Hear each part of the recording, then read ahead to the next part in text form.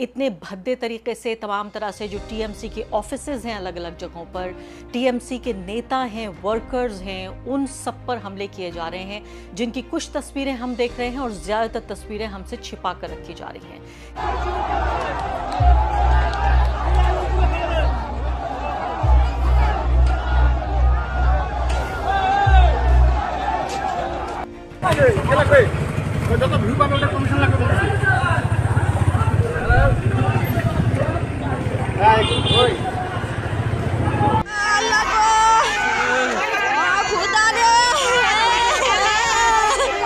Now properties अभी तक जो आ रहा है कि टीएमसी पार्टीज के जो ऑफिसेज है उसमें अटैक हो रहा है। कुछ बीजेपी सपोर्टर्स के ऊपर भी अटैक हुए हैं। नंदीग्राम का हिंदू जनता फिर मुझे जिताया। वहाँ मुसलमान वोट पूरा के पूरा टीएमसी को मिला। ये लोग बहुत कट्टरवादी, इसलिए मेरा मार्क ठीक है। मैं नंदीग्राम का हिंदू के लिए काम करूंगा। So I don't care chair, I only care people. हम लोग जैसा फाइट किया इंची टू इंची, इतना फाइट हम लोगों ने किया जिंदगी मौत को सामने रख के। तब भी अगर हमारा फाइट तो बीजेपी का साथ नहीं था, हमारा फाइट था इलेक्शन कमीशन का साथ। और अगर इलेक्शन कमीशन बेच जाए, अगर जुडिशियरी से कोई जस्टिस ना मिले, अगर इतना लोगों को लॉजिस्टिकल नाम पे निकाल दिया जाए, वन साइडेड इलेक्शन ऑफिसर लोग काम करे, स्विच ऑफ कर दे, ईवीएम मशीन कैप्चर करे।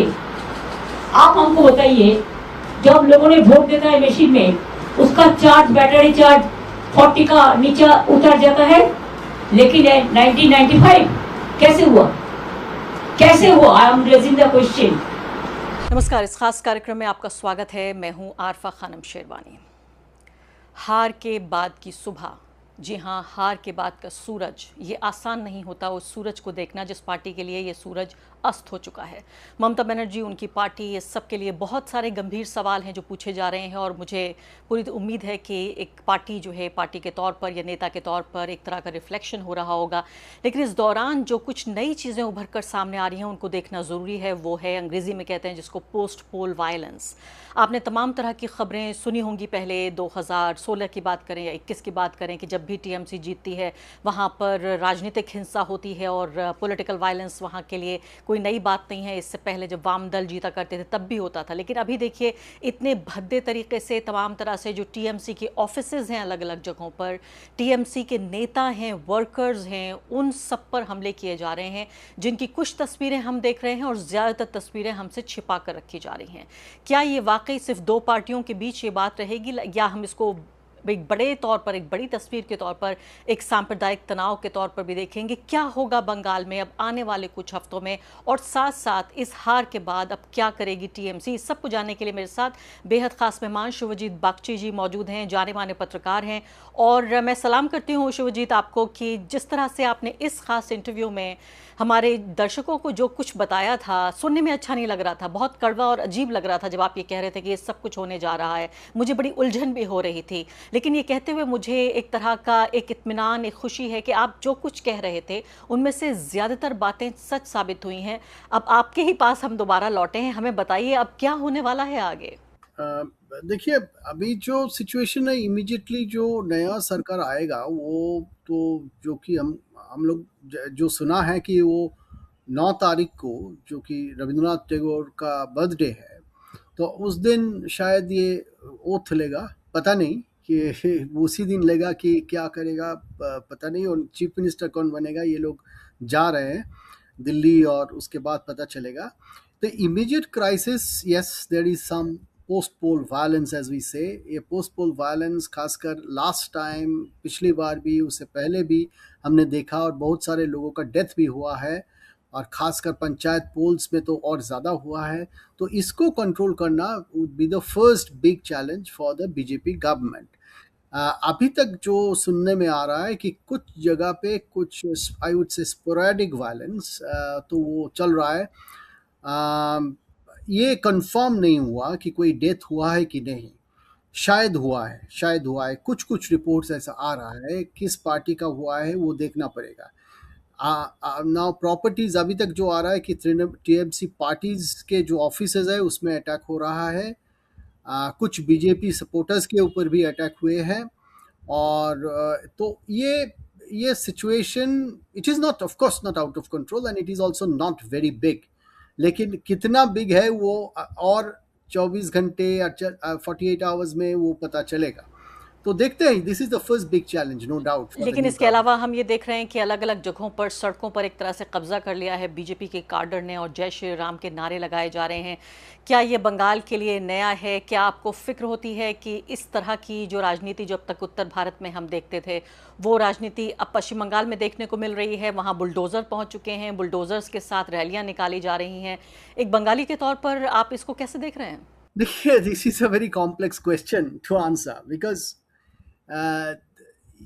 that can be linked to a question कि ये तृणमूल हार क्यों गया। देखिए, बंगालियों का ये एथनो लिंग्विस्टिक सब nationalism what ever it is, ये जो था ये डाइल्यूट होता जा रहा था। मतलब बंगाली जो मिडिल क्लास खास करके और अपर क्लास जो है ये हिंदी को धीरे धीरे अपना रहा था। तो ये कितना रिएक्ट करेगा जय श्री राम से, ये भी एक सवाल है। तृणमूल का हारने का ये बहुत बड़ा कारण है कि ये लोग अपने आप को इंडियन पॉलिटिकल मेन स्ट्रीम से जोड़ना चाह रहा था, खासकर मिडिल क्लास और अपर मिडिल क्लास। देखिए, ये अपने बच्चों को स्कूल में भेजते थे जहाँ पे ये हिंदी सीखते थे। तो ये क्या इंडिकेट करता है? ये 30 साल 40 साल पहले नहीं था, हमने कभी सुना नहीं, देखा नहीं। अभी हम देख रहे हैं कि हिंदी सीखने का, हिंदी बोलने का कोशिश, बहुत सारे लोग तो हिंदी बहुत अच्छा बोलता है बंगाल में। तो ये इनके पीछे एक इकोनॉमिक रीजन है। ये लोग सोचते कि बंगाल पीछे चला गया क्योंकि 1977 के बाद ये कभी मेन स्ट्रीम पॉलिटिकल पार्टी से, जो कि दिल्ली का पॉलिटिकल पार्टी है, उससे जुड़ा नहीं है। ये एक सोच है बंगाल में। और इसलिए पहले कांग्रेस लास्ट था 77 में, उसके बाद यहाँ पे लेफ्ट का चला और उसके बाद तृणमूल कांग्रेस, वो एक तरह से लेफ्ट का ही एक पार्टी आप कह सकते हैं। ममता जी का तो स्लोगन ही था, मतलब वो फार्मर से, किसानों से जमीन लेके इंडस्ट्री को नहीं देगा, जो कि basically Lenin slogan, land to the tiller, वही है। उसी का एक्सटेंशन पे चल रहा था ये तृणमूल कांग्रेस। ये एक तरह से लेफ्ट का ही एक अलग रूप था। तो उससे डिसाइसिवली ये राइट में मूव कर गया। और उसके साथ साथ ये, I will say this is a civilizational turning point for the Bengalis, whether they will opt the culture also. Politically, they have opted for the right. They moved on from the left. They moved to the right. Now the question is whether they are also culturally going to adopt that. That if tomorrow, for example, Rabindranath is replaced, in the school textbook, will they accept that? These are very big questions, and these are big questions. In fact, as we see Bangladesh is doing this fight for the last quite some time. The fight between their right and their centrist and their left. They have been doing this fight. So we are now going to see that in Bengal, in West Bengal, कि ये left से, लेकिन यहाँ के public तो ये move करना चाहता था। मतलब ये जो लेफ्ट का आधार था पॉलिटिक्स का, इससे मूव करना चाहता था। तो ये कितना खुश हो रहा है, कितना खुश हो रहा है कि नहीं हो रहा है जय श्री राम सुन के, ये पता नहीं। और बीजेपी इस कैंपेन में एटलीस्ट जय श्री राम उतना ज्यादा यूज नहीं किया है। ये बहुत इंटरेस्टिंग मामला है। तो all together they are in a critical, as I said, in a turning point. It's a in the cross. Bengalis are in the crossroad. Are they going to move away from their that legacy, that cultural legacy, and all that, and move on to a politics and understanding and culture of a different, different spin altogether? So that we have to see, wait and see. बहुत बड़ी बात आप ये कह रहे हैं। जी हाँ, बहुत बड़ी बात आप ये कह रहे हैं कि honestly, I won't be very surprised because Bengalis have moved towards the right culturally to an extent. लेकिन ज़रूर ये एक नया चैप्टर है। अब ये नया चैप्टर बहुत खूबसूरत होगा। क्या इसमें फूलों की और परियों की बातें होंगी, या इसमें हम देखेंगे कि एक ज़्यादा एक तंग गली में, एक नैरो लेन में बंगाल पहुंचने को तैयार है? जैसे कि जो हमारा नॉर्थ इंडिया है उसको हम देख रहे हैं पिछले 10-12 साल से लगातार गली और ज़्यादा नैरो और ज़्यादा तंग होती जा रही है। मैं कहना चाहती हूँ कि विचारधारा के स्तर पर, और ख़ासकर बंगाल एक ऐसा राज्य है, आप ये कह रहे हैं कि क्या सिविलाइजेशनल, ये सभ्यता के स्तर पर बंगाल मूव करेगा या नहीं करेगा, ये आप देखना चाहेंगे। लेकिन मैं आपसे ये जानना चाहती हूँ, मुझे ये बताइए कि एक फ़िक्र ये हो रही है इस बात को लेकर कि एक ऐसा प्रदेश जहाँ पे 1/3 मुस्लिम आबादी है, ये उत्तर प्रदेश भी नहीं है जहाँ उतनी बड़ी तादाद नहीं है, उसके बावजूद भी आप ये देखिए किस तरह का सांप्रदायिक माहौल है। सरकार खुल्लम खुल्ला वहाँ पर किस तरह से एंटी मुस्लिम स्टैंड लेती है। हमने असम में देखा है कि बाकायदा असम के मुख्यमंत्री न सिर्फ कि मुस्लिम विरोधी बातें करते हैं, बड़ी हिंसक बातें और हिंसक नीतियां अपनाते हैं। डिटेंशन कैंप्स हैं वहाँ पर, 50,000 लोगों को, अभी आज ही असदुद्दीन ओवैसी ने क्लेम किया है कि 50,000 लोग कम से कम विस्थापित कर दिए गए हैं असम में। क्या इस तरह की कोई नीति की आशंका आपको है, कोई अप्रहेंशन है कि बीजेपी की नई सरकार ऐसा करेगी? क्योंकि शुभेंदु अधिकारी देखिए आप ज़रा किस तरह की बयानबाजी कर रहे हैं, हिंदू ईवीएम, मुस्लिम ईवीएम, वो कह रहे हैं कि मुझे तो जिताया है हिंदुओं ने और मुसलमानों ने मुझे वोट नहीं दिया नंदीग्राम में। इस तरह की भाषा चुनाव में, यानी शपथ अगर वो मुख्यमंत्री बनते हैं या नहीं भी बनते हैं तो किसी मुख्य पद पर तो रहेंगे ही, तो आसार कैसे लग रहे हैं आपको? देखिए, कुछ तो इनिशियल रिएक्शंस होगा ना, इनिशियल कुछ रिएक्शंस होगा जो शुरू का रिएक्शन सब कह सकते हैं। लेकिन बीजेपी का पॉलिसी क्या होगा बंगाल में? देखिए, बीजेपी एक चीज है कि अलग अलग जगह अलग अलग पॉलिसी ये ले सकते हैं, ये हमने देखा है, ये ले सकते हैं। जैसे कि आप अरुणाचल की आप बात कीजिए, वहाँ पे ये बीफ खाना तो अलाउ किया है। हाँ, तो ये जैसे कि पिछले 24 घंटे में हम देखा कि बीजेपी ये पब्लिसाइज करने का कोशिश कर रहा है कि मुस्लिम एरिया में उन्होंने कितना सीट जीता, और बार बार ये दिखाने का कोशिश कर रहा है कि मुसलमान भी उनके साथ है। ये तो उनका जो ट्वीट हम देख रहे थे, जो भी देख रहे थे, अमित मालविया जी ने कुछ ट्वीट किया थोड़ी देर पहले, उन्होंने कहा है कि मुसलमान हमारे साथ है। और बंगाल के मुसलमान दोनों को हाथ बढ़ाना पड़ेगा। और Bengali muslims at this point are not very averse to BJP, let me tell you, a large section of them. इसलिए मैं कह रहा हूं कि आप देखिए कि एंटी बीजेपी और एंटी तृणमूल जो वोट हुआ है, जो सीट मिला है, शायद 6 सीट मिला है जो एंटी बीजेपी पार्टी और एंटी तृणमूल को मिला है, जैसे आईएसएफ है, हुमायूं कबीर की पार्टी है, या सीपीएम है, ये सारे के सारे मुसलमान हैं। तो ये भी एक सवाल है कि क्या नया मुसलमान political identity and class formation के एक कोशिश हमने इस इलेक्शन में देखा है कि नहीं देखा है, कि मुसलमान क्या नया आइडेंटिटी का सोच कर है कि हम वोट बैंक नहीं है बंगाल में? ये भी एक सोच है ना, नहीं तो आज ये हुमायूं कबीर को क्यों वोट दिया? लेकिन 10 साल पहले शुभजीत जी, मैं थोड़ा सा यहाँ पर मैं एक सवाल आप में जोड़ देती हूँ आपके इसी जवाब में। मुझे ये बताइए कि जो हमने अब तक राजनीति देखी है, चाहे वो असम में देखी हो, उत्तर प्रदेश में देखी हो, बिहार में देखी हो, पूरे नॉर्थ इंडिया में, क्योंकि हमारे पास रेफरेंस पॉइंट तो यही है, उसमें जो पॉलिसी है बीजेपी की वो ये है कि मुस्लिम विरोध की राजनीति करेंगे और हिंदू कंसोलिडेशन करेंगे।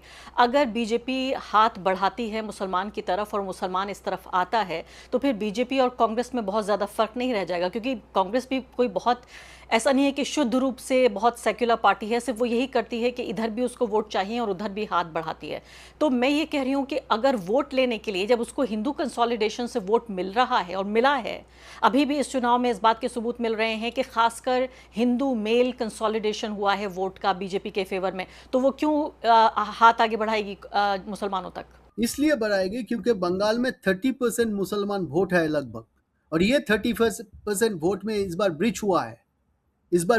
हमको देखना पड़ेगा कितना सीट में कितना वोट मुसलमानों ने काटा है, जिसके कारण ये बीजेपी जीता है, ये देखना पड़ेगा। अगर कल ये मुसलमान वोट, जो कि सीपीएम का मेन एजेंडा है, कि ये 30% मुसलमान वोट जो 34 साल उनके साथ था, उससे पहले 20 साल कांग्रेस के साथ था, 15 साल तृणमूल कांग्रेस के साथ था, ये मुसलमान वोट अगर जुड़ जाए और अगर यहाँ पे ज्यादा हिंसा होगा, तो ये जो आप हिंदू के अम्ब्रेला, हिंदू कंसोलिडेशन बंगाल में देख रहे हैं, ये हिंदू कंसोलिडेशन भी नहीं रहेगा, क्योंकि यहाँ पे मुसलमान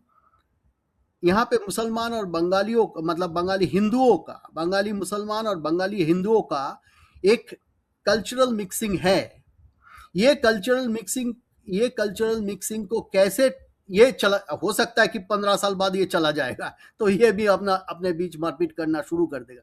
तो ये एक बहुत सिंक्रेटिक एक कल्चर है। एक तरफ ये मारपीट करता भी रहा है, ऐसा नहीं है कि मारपीट नहीं करता, ये you can not say that, but when somebody says कि ये खाली मारपीट करता है, वो भी ठीक नहीं है। इसमें एक सिंक्रेटिक कल्चर भी है, लेकिन सिर्फ सिंक्रेटिक भी नहीं है, मारपीट भी है।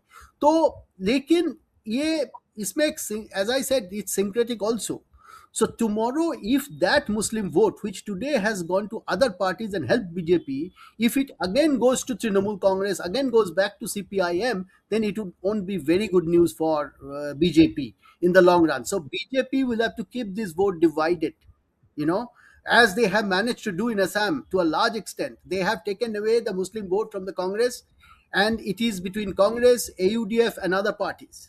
So they have managed to keep it divided. So they have to ensure that the Muslim vote remains divided. Now, if they keep on targeting the Bengali Muslims, who are politically extremely sensible, so and sensitive, and they have an understanding that if this vote unites again, then BJP again will be in trouble, and then the same formula will come: 20-30% Hindu vote and 20-30 and 70% Muslim vote. So that this time BJP has breached that, but that vote again may consolidate, because we can see a tiny, not a very big leap, but a tiny leap by the left, and that should cause some worry to the BJP. और आगे बढ़ने से पहले एक अदना सी गुजारिश कि आप मेंबर बनिए मेरे चैनल का, आरफा खानम शेरवानी।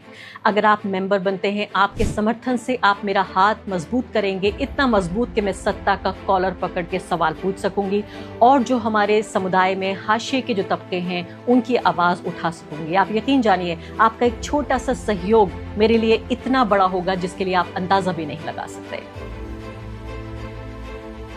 और इसके अलावा मुझे ये भी बताइए, आप तो बात कर रहे हैं सांप्रदायिक सौहार्द की। इस सांप्रदायिक सौहार्द को मैंने खुद अपनी आंखों से देखा है बंगाल में।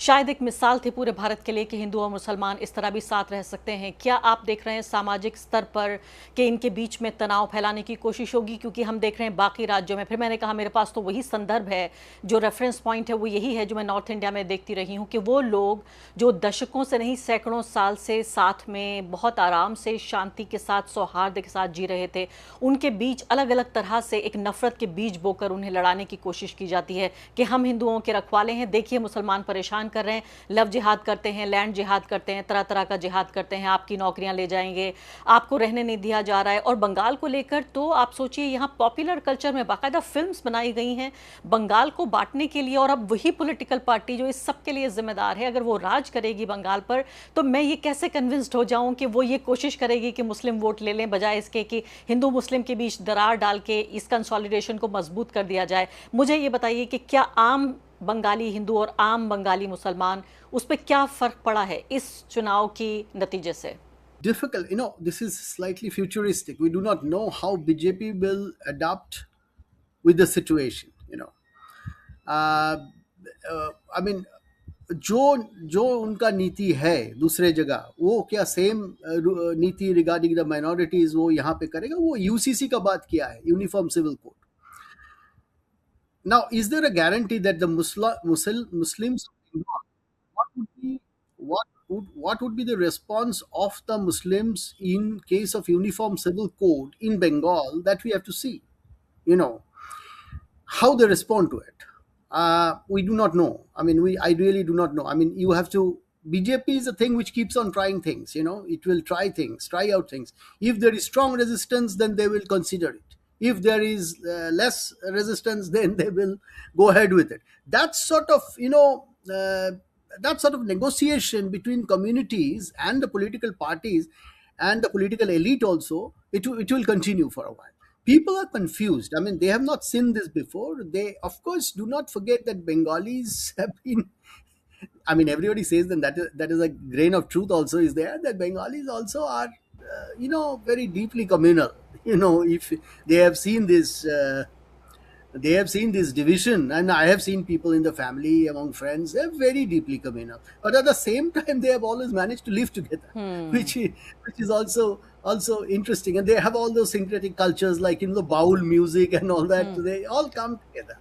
जी हाँ, तो आप सो ये कह रहे हैं कि जहाँ जहाँ पर दीवारें बनी हुई हैं वहाँ या पुल भी बने हुए हैं। थोड़ा सा आगे बढ़ना चाहती हूँ, ममता बनर्जी पे बात करना चाहती हूँ और अगले कुछ सवाल उन्हीं पे बात करूंगी मैं। सबसे बड़ी बात तो क्या आप अभी भी अपनी उस बात पर आप अडिग हैं जिसमें आप ये कह रहे थे कि किस तरह से ममता बनर्जी और उनकी पार्टी सचेत नहीं थी पोलिंग के मौके पर, उससे पहले एसआईआर को ढंग से फैक्टर इन नहीं किया गया? क्या यही आप देख रहे हैं ममता की हार की वजह, या आपकी नज़र में सबसे बड़ी वजह क्या है? क्या एंटी इनकम्बेंसी है, ममता पूरे तरीके से सचेत नहीं रह पाई पोलिंग के दिन, काउंटिंग के दिन और पोलिंग के दिन भी? और साथ साथ ये बताइए आपके एसआईआर का जो रीज़न है, तमाम हमारे सामने दर्जनों उदाहरण आ रहे हैं कि जितने वोट डिलीट हुए उससे कम का मार्जिन था, तो पूरे तरीके से प्रिसाइस एक तरह से सर्जरी कर दी गई, काट छाट करके बीजेपी को ये विक्ट्री दे दी गई।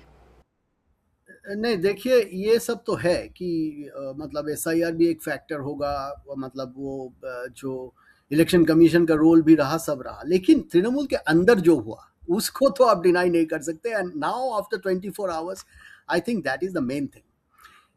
मतलब ये जो कल हम दो जाने माने प्रोफेसर से बात कर रहे थे, एक आपके साथ भी बातचीत किया है, मोहिदुल इस्लाम, और दूसरे मेरे दोस्त है और आवर सीनियर प्रोफेसर समीर दास।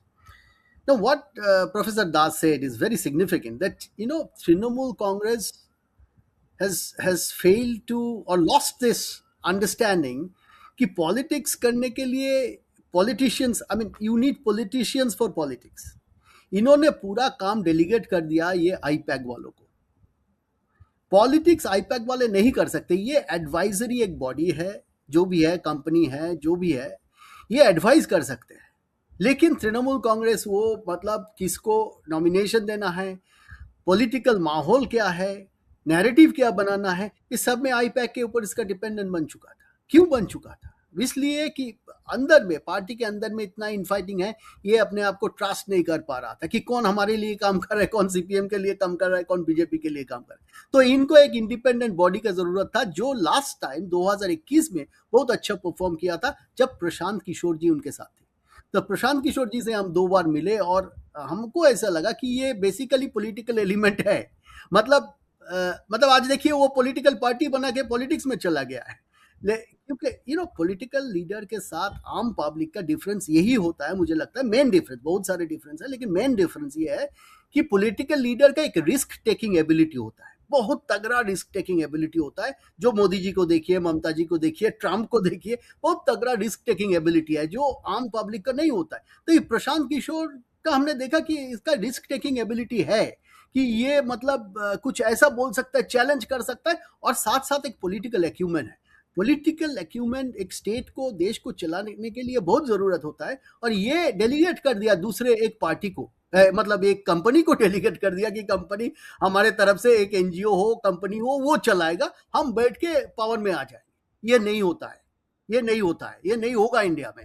और ये एक तरह से जो प्रोफेसर दास ने कहा कि I am happy that politics has come back to Bengal in a way, that is a very important statement. The other thing, इनका जो सीनियर लीडरशिप था, इनको तो इन्होंने पूरा साइडलाइन कर दिया। इनका पूरा मिडिल और टॉप मैनेजमेंट जो था ममता बनर्जी के नीचे, इनका 40-50 साल का एक्सपीरियंस है, सब कांग्रेस से आए हुए लोग हैं ममता जी के साथ, इनको पूरा साइडलाइन कर दिया है।